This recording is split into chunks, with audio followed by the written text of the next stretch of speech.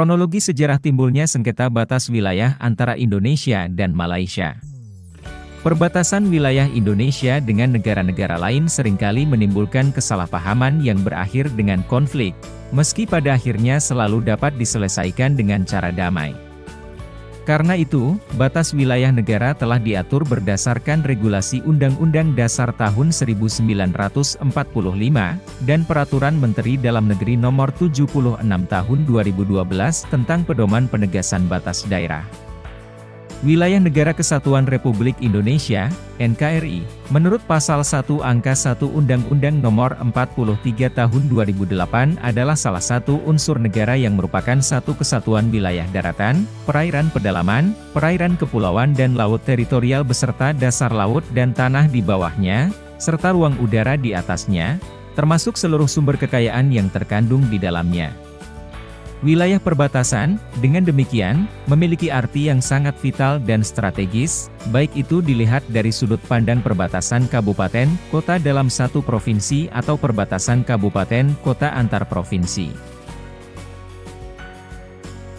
Mengacu pada Pasal 2 Ayat 1 Permendagri Nomor 76 Tahun 2012, hal itu karena menyangkut pertahanan dan keamanan suatu negara, sosial, ekonomi, dan budaya, sehingga untuk menciptakan tertib administrasi pemerintahan, perlu memberikan kejelasan dan kepastian hukum terhadap batas wilayah suatu daerah. Dikenal sebagai negara kepulauan, Indonesia memiliki sekitar 17.500 pulau dengan luas 2/3 wilayahnya adalah lautan. Dari pulau-pulau itu, terdapat sejumlah pulau terluar yang wilayahnya berbatasan langsung dengan negara tetangga. Karena itulah, sengketa batas wilayah sering terjadi, terutama yang paling intensif antara Indonesia dan Malaysia. Kedua negara ini seringkali berurusan dalam kasus sengketa wilayah, meski selalu berakhir damai. Di antara kasus sengketa wilayah yang menyedot perhatian publik adalah Blok Ambalat, yang terjadi sejak 1969. Tanggal 27 Oktober 1969, Indonesia dan Malaysia menandatangani perjanjian tapal batas landas kontinen. Kemudian pada 7 November 1969, Indonesia meratifikasinya. Namun demikian, pada tahun 1979, secara sepihak Malaysia memasukkan Ambalat ke dalam wilayah negaranya. Akibat yang ditimbulkan, Malaysia memperoleh protes tidak hanya oleh Indonesia, tetapi juga oleh negara-negara lain, seperti Inggris, Thailand, Cina, Filipina, Singapura, dan Vietnam. Tahun 1980, Indonesia secara tegas menyatakan protes terhadap pelanggaran itu. Klaim Malaysia tersebut oleh Indonesia dinilai merupakan keputusan politik, dan sama sekali tidak mempunyai dasar hukum. Bagi Indonesia, dan juga oleh negara-negara lain, garis batas yang ditentukan Malaysia keluar dari ketentuan Zona Ekonomi Eksklusif, ZEE, sejauh 200 mil laut. Apa motivasi Malaysia hendak mengklaim kepemilikan Blok Ambalat? Tentu saja, karena potensi minyak bumi yang sangat besar di tempat itu.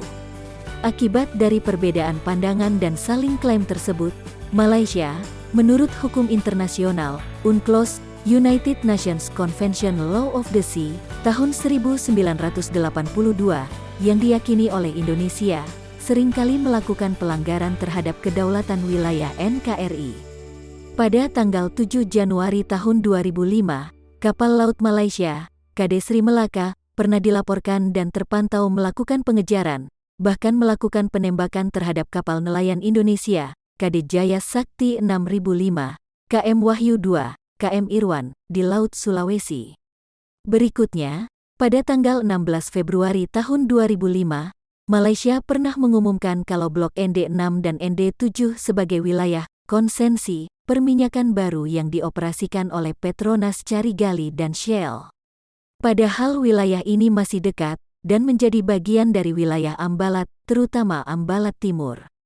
Berdasarkan data yang terkumpul hingga tahun 2012, terjadi sebanyak 475 kali pelanggaran yang dilakukan oleh Malaysia, baik dilakukannya di darat, laut, maupun udara.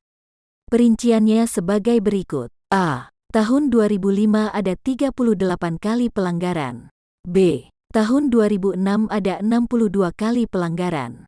C. Tahun 2007 ada 143 kali pelanggaran. D. Tahun 2008 ada 104 kali pelanggaran. E. Tahun 2009 ada 25 kali pelanggaran. F. Tahun 2010 ada 44 kali pelanggaran. G. Tahun 2011 ada 24 kali pelanggaran. Dan H. Tahun 2012 ada 35 kali pelanggaran.